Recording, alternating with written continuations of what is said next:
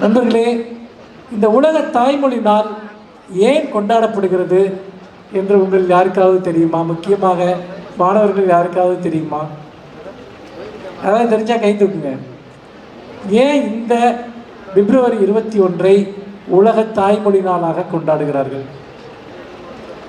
தெரியாவிட்டால் ஒன்றும் பிரச்சனை இல்லை, நாம் தெரிந்து கொள்வதற்காகத்தான் இங்கு வந்திருக்கிறோம். இந்த பிப்ரவரி 21 என்பது ஏன் உலக தாய்மொழி நாளாக கொண்டாடப்படுகிறது என்று சொன்னால், பங்களாதேஷில் ஒரு மிகப்பெரிய ஒரு சம்பவம் 1952ஆம் ஆண்டு இதே பிப்ரவரி 21ஆம் தேதி நடக்கிறது. அது என்ன சம்பவம் என்று சொன்னால், மேற்கு பாகிஸ்தான், இங்கிருந்து பாகிஸ்தான் பிரிந்து போன பிறகு மேற்கு பாகிஸ்தான் பகுதியில் இருக்கிறவர்கள் உருது பேசினார்கள், கிழக்கு பாகிஸ்தான் பகுதியில் இருக்கிறவர்கள் வங்க மொழியை பேசினார்கள்.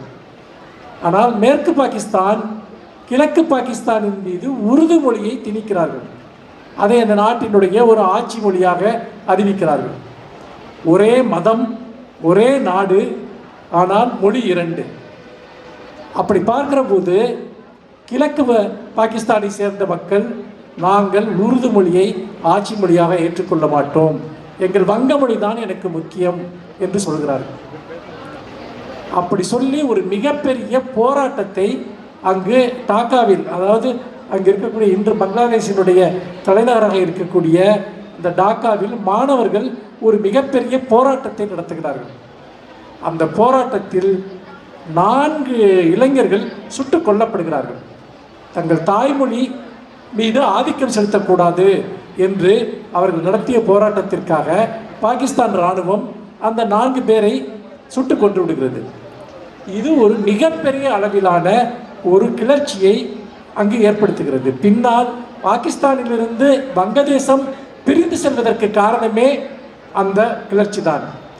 அதற்கு பிறகு இந்த வங்கதேசம் பாகிஸ்தானிலிருந்து பிரிந்து பங்களாதேஷ் என்ற ஒரு நாடாக மாறிய பிறகு 1998 ஐநா சபையில் இந்த 4 பேர் உயிரிழந்த தினத்தை உலக தாய்மொழி தினமாக அறிவிக்க வேண்டும் என்று ஒரு கோரிக்கையை முன்வைக்கிறார்கள். அந்த கோரிக்கை ஏற்கப்பட்டு 1999ஆம் ஆண்டு பிப்ரவரி 21ஆம் தேதி உலக தாய்மொழி நாளாக, அந்த 4 மாணவர்கள் உயிரிழந்த அந்த சம்பவத்தை ஒட்டி உலக தாய்மொழி நாளாக அறிவிக்கப்படுகிறது. இதுதான் பிப்ரவரி 21ஆம் தேதி உலக தாய்மொழி நாளாக, தாய்மொழிக்காக உயிரைவிட்ட இளைஞர்களின் நினைவாக நடத்தப்படுகிறது. சரி, தமிழ்நாட்டில் அப்படி மொழிப்போரில் உயிர் நீத்த தியாகிகளுக்காக ஒரு நாள் கொண்டாடப்படுகிறது. அந்த நாள் எதுவென்று உங்களுக்கு தெரியுமா? அந்த தேதி என்ன? ஜனவரி 25. ஏன் அந்த அந்த ஒரு மொழிப்போர் தியாகிகளுக்கான நாளாக கொண்டாடப்படுகிறது என்று சொன்னால், மாணவர்கள் தெரிந்து கொள்ள வேண்டிய மிக முக்கியமான ஒரு வரலாறு. அது என்னென்றால், சமீபத்தில் பராசக்தி படம் யாரெல்லாம் பார்த்தீங்க? மொழிப்போர்னா என்னன்னு உங்களுக்கு தெரிஞ்சிருக்கும் இல்லையா? இந்தி மொழியை தமிழ்நாட்டில் திணிப்பதற்காக 1939ஆம் வருடத்திலிருந்து ஒன்றிய அரசு தொடர்ந்து முயற்சி செய்த போது அதை எதிர்த்து தொடர்ந்து போராட்டங்கள் நடந்தன. கிட்டத்தட்ட 7-8 இந்தி எதிர்ப்பு போராட்டங்கள் தமிழ்நாட்டில் நடந்திருக்கிறது. அதிலே 1964ஆம் ஆண்டு நடந்த போராட்டம் மிக மிக முக்கியமானது. அதாவது இந்தியா சுதந்திரமடைந்து குடியரசாக அறிவித்த போது ஆட்சி மொழியாக தொடர்ந்து இந்தியும் ஆங்கிலமும் நீடிக்கும், ஆனால் 1965க்கு பிறகு ஆங்கிலம் நீடிக்கலாமா வேண்டாமா என்று முடிவு செய்து கொள்ளலாம் என்று ஒரு உத்தரவாதத்தை 1950 கொடுக்கிறார்கள். 1965 நெருங்குகிறது. அப்போது உறுதியாக ஆங்கிலமும் நீடிக்கும் என்ற ஒரு நிலைப்பாட்டை அறிவிக்க வேண்டும் என்று தமிழ்நாடு உள்ளிட்ட சில மாநிலங்கள் கோரிக்கை எழுப்புகின்றன. ஆனால் அதற்கு ஒன்றிய அரசு ஒத்துக்கொள்ள மறுக்கிறது. 1965ஆம் ஆண்டு ஜனவரி மாதம் 26ஆம் தேதி இந்திய ஆட்சி மொழி என்கிற ஒரு சட்டம் வரப்போகிறது என்று தெரிந்தவுடன் தமிழ்நாட்டில் அதற்கு எதிராக பெரும் போராட்டங்கள் நடக்கின்றன. அப்படி ஒரு பெரும் போராட்டங்கள் நடக்கிற போது அந்த 1964ஆம் ஆண்டு ஒரு ஒரு சம்பவம் நடக்கிறது. அது என்னவென்று சொன்னால், ஜனவரி 25ஆம் தேதி ஒரு திருச்சி ரயில்வே ஸ்டேஷனில் ஒரு சம்பவம் நடக்கிறது. அன்றைய முதலமைச்சர் பக்தவச்சலம் அங்கு ரயிலேற வருகிறார். அப்படி ரயிலேற வருகிற போது கீழப்படுவூர் சின்னச்சாமி என்ற ஒரு இளைஞர், அந்த இளைஞர் போய் பக்தவச்சலம் அவர்களுடைய காலை கட்டி கொண்டு, இல்லை 25ஆம் தேதி அல்ல, அதற்கு ஒரு முந்தின வாரம் நடக்கிறது, அவருடைய காலை கட்டி கொண்டு, ஐயா நீங்கள் இந்தியை திணிக்காதீர்கள், எங்கள் தமிழ் மொழியை அது அழித்து விடும் என்று கதறுகிறார். உடனே பக்தவச்சலம் போடா பைத்தியமே என்று சொல்லிவிட்டு அவரை தட்டிவிட்டு போய்விடுகிறார். அதற்கு அடுத்து சில தினங்களில் இந்த ஜனவரி 25ஆம் தேதி 1964ஆம் ஆண்டு கீழப்படுவூர் சின்னச்சாமி இந்தி ஒழிக தமிழ் வாழ்க என்று சொல்லிக்கொண்டே தன்னைத்தானே எரித்து கொண்டு இறந்து போகிறார். அந்த கீழப்படுவூர் சின்னச்சாமி உயிர் நீத்த அந்த நாளைத்தான் தமிழ்நாடு மொழிப்போர் தியாகிகளினுடைய ஒரு தினமாக கொண்டாடி வருகிறது, நினைவு கூர்ந்து வருகிறது. இந்த இடத்தில் நாம் புரிந்து கொள்ள வேண்டிய ஒரு விஷயம் இருக்கிறது. இதை ஒட்டி தாய்மொழி தினம் ஏன் கொண்டாடப்படுகிறது, நாம் தாய்மொழியை பாதுகாப்பதனுடைய அவசியம் என்ன என்பதை பற்றி நான் சில கருத்துக்களை உங்களிடம் கூறுகிறேன்.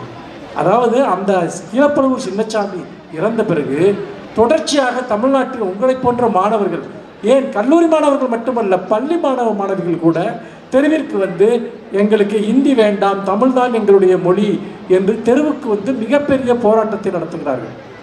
இந்த போராட்டத்தில் இறந்தவர்கள் ஒருவர் அல்ல, இருவர் அல்ல, 100க்கும் மேற்பட்டோர் அந்த போராட்டத்தில் கொல்லப்படுகிறார்கள், தன்னைத்தானே எரித்து கொண்டு இறந்து போகிறார்கள். ஒரு மிகப்பெரிய ஒரு மொழிக்காக ஒரு உலகத்தில் தமிழ்நாட்டில் நடந்தது போல இவ்வளவு பேர் உயிர் நீத்த வரலாறே கிடையாது. தமிழ்நாட்டில் மட்டும்தான் நூற்றுக்கணக்கானோர் இந்த மொழிப்போருக்காக தங்கள் இன்னுயிரை ஈந்தார்கள். ஆனால் அந்த அந்த யாரெல்லாம் இறந்தார்கள், என்னென்ன போராட்டங்கள் நடந்தன என்பதை பற்றி நம்மிடம் மிக குறைவான ஆவணங்களே இருக்கின்றன. இதற்கு என்ன காரணம் தெரியுமா? மிக முக்கியமான காரணம், பொதுவாக இது போன்ற போராட்டங்கள் அல்லது வன்முறை சம்பவங்கள் நடக்கிற போது அதில் முதன்மையான ஆவணமாக இருக்கக்கூடியவை பத்திரிகை செய்திகளும் அரசாங்க ஆவணங்களும். அரசாங்கத்தில் எல்லா சம்பவங்களையும் பற்றி ஆவணங்களை உருவாக்குவார்கள். ஏன்னா போலீஸ் ரிப்போர்ட் இருக்கும், மற்ற விஷயங்கள்லாம் இருக்கும். ஆனால் இந்த இந்திய எதிர்ப்பு போராட்டம் முடிவுக்கு வந்தவுடன் அன்றைய முதலமைச்சராக இருந்த பக்தவச்சலம் காவல்துறையிடம் அத்தனை ஆவணங்களையும் அழிக்கும்படி சொல்லிவிட்டார். நினைவு குறிப்புகளாகவும் சில பத்திரிகை செய்திகளாகவும் வந்தவைதான் இன்றைக்கு இந்திய எதிர்ப்பு போராட்ட வரலாறாக இருக்கிறது. அதாவது நீங்கள் இன்றைக்கி பிரிட்டிஷ்காரங்களை பற்றி, நம்ம பிரிட்டிஷ் ஆட்சியை பற்றி ஏராளமான வரலாற்று நூல்கள் எழுதப்படுகின்றன. நம்மை அடக்கி ஆண்ட ஆட்சியாளர்கள், அவர்கள் நம்மை பலவிதங்களில் அழித்திருக்கலாம், ஆனால் அவர்கள் வரலாற்றை அவர்கள் கோணத்திலாவது பதிவு செய்தார்கள். முகலாய ஆட்சியாளர்கள் வரலாற்றை முழுமையாக பதிவு செய்திருக்கிறார்கள். ஆனால் ஒரு இந்தியா சுதந்திரம் அடைந்த பிறகு ஒரு நவீன யுகத்தில் தமிழ்நாட்டில் நடந்த ஒரு மிகப்பெரிய வரலாற்று போராட்டத்தை பற்றிய ஆவணங்கள் அரசாங்கத்தினாலேயே அளிக்கப்பட்ட வரலாறு தமிழ்நாட்டில் தான் நடந்தது. நண்பர்களே, ஒன்றை நீங்கள் கவனிக்க வேண்டும். ஒரு போராட்டத்தினுடைய ஆவணங்களை அழித்து விட்டாலே அந்த போராட்டம் பற்றிய பல உண்மைகள் நமக்கு தெரியாமல் போய்விடும். இறந்தவர்களுடைய எண்ணிக்கையை சரியாக மதிப்பிட முடியவில்லை. ஒரு ஆவணத்தை அளித்தாலே இவ்வளவு பெரிய ஒரு வரலாற்றை இருட்டுக்குள் நாம் செல்வோம் என்றால், ஒரு மொழி அழிந்தால் என்னவாகும் என்பதை நீங்கள் சிந்திக்க வேண்டும். ஒரு மொழி சிதைக்கப்பட்டால் என்னவாகும் என்பதை நீங்கள் சிந்திக்க வேண்டும். அப்படி பார்க்கிற போதுதான் இன்றைக்கு இந்த மொழியை பாதுகாப்பது, தாய்மொழியை பாதுகாப்பது என்பது ஒரு மிகப்பெரிய சவாலாக மாறியிருக்கிறது. இதை நான் இங்கே மிக கவலையுடன் நாம் இதை பேசுவதற்கு காரணம், பொதுவாக இந்த மொழி அழிவு என்பது நவீன யுகத்தில் பல விதங்களிலும் நடந்து கொண்டே இருக்கிறது. முதலில் ஒரு அடிப்படையான ஒரு கேள்வியை நாம் எழுப்புவோம். அது என்னவென்று சொன்னால், நாம் ஏன் தாய்மொழியில் படிக்க வேண்டும்? தாய்மொழி நமக்கு ஏன் முக்கியம்? இங்கே எனக்கு முன்னால் பேசிய தர்மராஜ் அவர்கள் ஒரு நம்முடைய நாட்டார் பண்பாடுகள், தொல்குடிகளுடைய மரபுகள் இவை எவ்வாறு அழிவுக்கு உள்ளாகின்றன என்பதையும், நவீனத்துவத்தின் வழியாக அவை எவ்வாறு அந்த பண்பாட்டு வேர்கள் சிதைக்கப்படுகின்றன என்பதை பற்றியும் மிக விரிவாக பேசினார். ஆனால் ஒன்றை நாம் கவனிக்க வேண்டும்.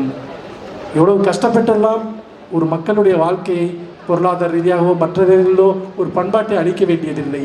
ஒரு மொழியை அழித்தாலே அந்த பண்பாடு அழிந்துவிடும். இதை எப்படி என்று நாம் பார்க்கலாம். இன்னொன்று, மொழியை காப்பாற்றுவதற்காக நடத்தப்படுகிற போராட்டங்கள் என்பது மிக முக்கியமானது. அதற்கு முன்னால் ஒன்றை நான் சொல்லிவிடுகிறேன். இது ஏன் இங்கே இந்த பங்களாதேஷ் போராட்டத்தையும் தமிழ்நாட்டினுடைய போராட்டத்தையும் நான் ஒப்பிட்டு காட்டினேன் என்று சொன்னால், நூற்றுக்கணக்கானோர் இறந்த மொழி போராட்டம் ஏன் உலக அளவில் அங்கீகரிக்கப்படவில்லை? ஏன் ஜனவரி 25ஆம் தேதி உலக தாய்மொழி தினமாக அது ஏன் அறிவிக்கப்படவில்லை? அல்லது மொழிப்போர் தினமாக ஏன் அறிவிக்கப்படவில்லை? ஆனால் பங்களாதேஷில் 4 பேர் இறந்த அந்த சம்பவம் உலக அளவிலான ஒரு மிகப்பெரிய தினமாக அறிவிக்கப்படுவதற்கு காரணமாக அமைகிறது. இதற்கு என்ன காரணம் என்று நினைக்கிறீர்கள்? யாராவது சொல்லுங்கள். ஏன் தமிழ்நாட்டினுடைய போராட்டம் உலகத்தின் கவனத்தை பெறவில்லை? பங்களாதேஷினுடைய போராட்டம் ஏன் கவனத்தை பெற்று ஒரு உலக மொழி நாளாக, தாய்மொழி நாளாக அது ஏன் அறிவிக்கப்படுகிறது? உங்கள் சிந்தனைக்காக இந்த கேள்வியை வைக்கிறேன். தமிழ்நாட்டில் நடந்ததுதானே ஏராளமான உயிர்ப்பலிகளை கொண்ட ஒரு மிகப்பெரிய போர். அது ஏன் வரலாற்றில் பெரிய இடம் உலக அளவில் பெறவில்லை என்பதை நாம் கேட்டு பார்க்க வேண்டும். அதுக்கு ஒரே ஒரு காரணம்தான் இருந்தது. அன்றைக்கு அதேதான், அவர்களுக்கென்று ஒரு நாடு இருந்தது. இன்னும் சொல்லப்போனால் அந்த மொழியை பேசுகிறவர்களை விட மிக அதிகமான மக்கள் உலகெங்கும் தமிழர்கள் இருக்கிறார்கள். ஆனால் தமிழர்களுக்கென்று ஒரு தனி நாடு இல்லை, ஒரு தனி அரசு இல்லை. ஒரு அரசு இல்லாவிட்டால் ஒரு மொழியை பாதுகாப்பது கடினம். ஒரு தேசிய அரசு ஒரு மொழிக்காக இல்லாவிட்டால் அந்த மொழி மிகப்பெரிய சிதைவுக்கு ஆளாகும். இதுதான் வரலாறு. ஏனென்றால் நாம் இலங்கையில் நாம் அதைத்தான் பார்த்தோம்.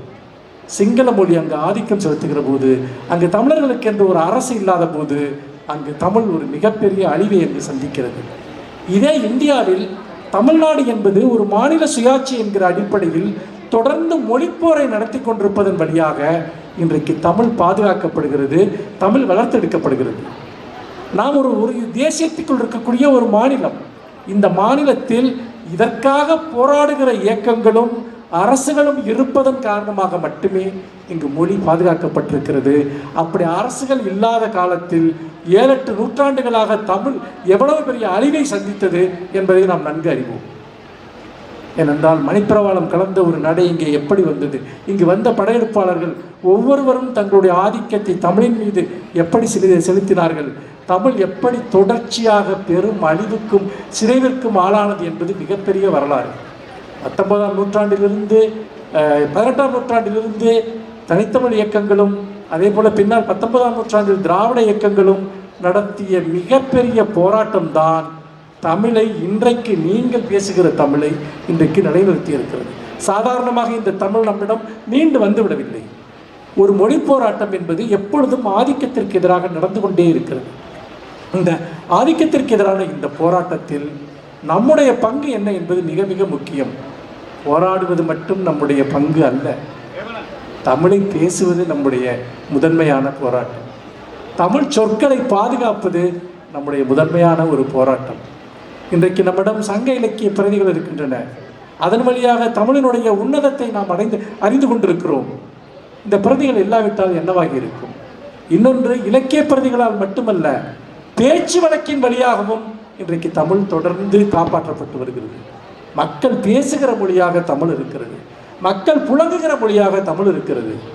இன்றைக்கு திருக்குறள் எழுதப்பட்டு எத்தனையோ நூற்றாண்டுகள் ஆகிவிட்டன.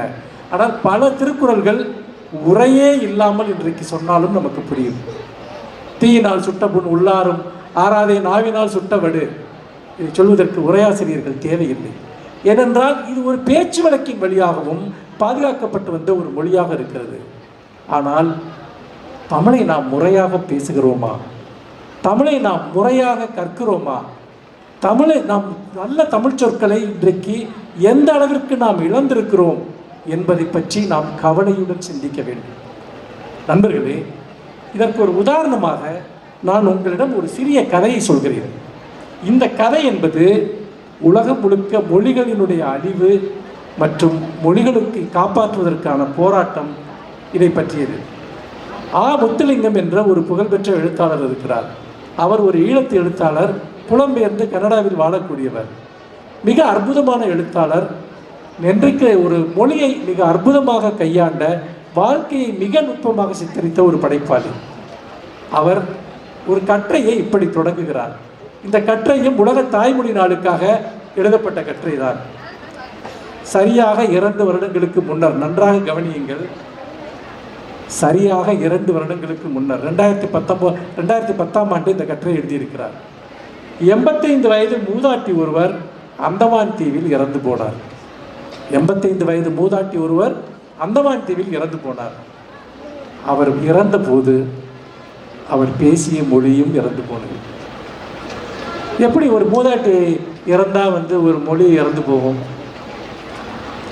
பல பழங்குடி மக்கள், தொல்குடி மக்கள் பேசிய பல மொழிகள், அதை பேசுவதற்கு ஆள் இல்லாமல், அதற்கு வரிவடிவங்கள் இல்லாமல், அதை பாதுகாப்பதற்கு யாரும் இல்லாமல் சுருங்கி கடைசியில் அது ஒரு குடும்ப மொழியாக சுருங்கி கடைசியில் சில மனிதர்கள் மட்டுமே பேசுகிற மொழியாக மாறி அந்த மொழியை பேசுகிற ஒரு கடைசி பெண் இறந்தபோது அந்த மொழியும் இறந்து விடுகிறது. அதற்கான வரிவடிவங்கள் இல்லை, அதற்கான இலக்கிய பதிவுகள் இல்லை. வாய்மொழி மரபால் நீடித்த அந்த மொழி அந்த பெண்ணினுடைய மரணத்தோடு இறந்து போய் விடுகிறது. ஒரு மனிதன் இறப்பதை போலல்ல ஒரு மொழி இறப்பது என்பது. ஒரு மொழி இறப்பது என்பது ஒரு பண்பாடு இறப்பது, ஒரு மிகப்பெரிய பாரம்பரியம் இறப்பது. அது இந்த பூமியிலிருந்து ஒரு பகுதி மறைந்து விடுவதை போன்றது. ஒரு பூமியிலிருந்து திடீரென ஒரு நிலப்பகுதி மறைந்து விட்டால் எப்படிப்பட்ட துயரமோ அப்படிப்பட்டது ஒரு மொழி மறைந்து விடுவது. அதன் மூலமாக மானுடத்தின் மீது ஒரு மிகப்பெரிய ஒரு ஓட்டை விழுந்து விடுகிறது. இட்டு நிரப்ப முடியாத ஒரு பள்ளம் ஏற்பட்டு விடுகிறது. அவர் சொல்கிறார், இன்று அதை பேச ஒருவரும் இல்லை. அந்த மொழியில் அப்படி என்ன சிறப்பு என்று சொன்னால் அது 65,000 வருடம் தொன்மையானது என்று சொல்கிறார்.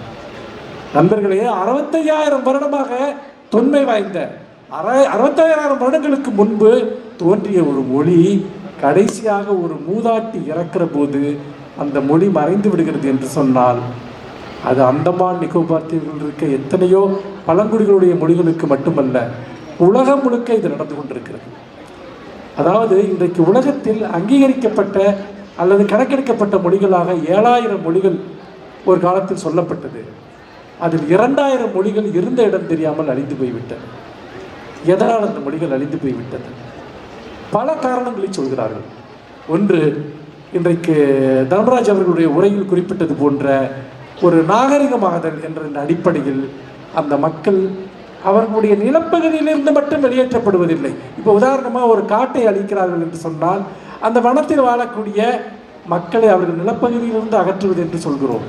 அல்லது ஒரு குறிப்பிட்ட மலை பிரதேசத்தில் வாழக்கூடிய பகுதியில் இருக்கக்கூடிய மக்களை அகற்றினால் அவர்கள் அந்த நிலப்பரப்பிலிருந்து வெளியேற்றப்படுகிறார்கள் என்று சொல்கிறோம். அது மட்டும் இல்லை நண்பர்களே, அவர்கள் அவர்களுடைய மொழியிலிருந்தும் வெளியேற்றப்படுகிறார்கள். எப்படி அவர்களுடைய மொழியிலிருந்து வெளியேற்றப்படுகிறார்கள்? இதுதான் மிக முக்கியமாக நீங்கள் அறிய வேண்டியது. இடப்பெயர்வின் மூலமாக அவர்கள் எங்கு வாழ்வாதாரத்தை தேடி செல்கிறார்களோ அங்கு பேசப்படுகிற பொதுமொழியினுடைய ஆதிக்கத்திற்கு அவர்கள் ஆட்படுகிறார்கள். ஒரு தலைமுறை மாறுகிற போது முதலில் அது வீட்டிற்குள் மட்டுமே அந்த மொழி பேசப்படுகிறது, அந்த மொழி எழுதப்படுவது கிடையாது, அதில் இலக்கிய பதிவுகள் செய்யப்படுவது கிடையாது. அப்படி பார்க்கிற போது அடுத்த தலைமுறைக்கு அந்த மொழியை எழுத படிக்கவே தெரியாது. இன்றைக்கு கூட தமிழ்நாட்டில் நீங்கள் பார்க்கலாம், தெலுங்கு பேசக்கூடிய பல குடும்பங்கள் இருக்கின்றன. அவர்கள் யாருக்கும் தெலுங்கு எழுத தெரியாது, தெலுங்குக்கு படிக்க தெரியாது. இது ஒரு காலத்தில் தமிழுக்கும் நடக்கக்கூடும். புலம்பெயர்ந்த நாடுகளில் வாழக்கூடிய பல குழந்தைகள் இங்கு தமிழை முறையாக பள்ளிகளில் படிக்காத குழந்தைகளுக்குமே இது நடக்கிறது. தமிழை ஓரளவுக்கு பேசுவார்கள், ஆனால் தமிழ் படிக்க தெரியாது, தமிழ் எழுத தெரியாது. அப்படி என்றால் ஒரு மொழியினுடைய அழிவு எங்கே தொடங்குகிறது என்பதற்கு இது ஒரு சிறந்த உதாரணம்.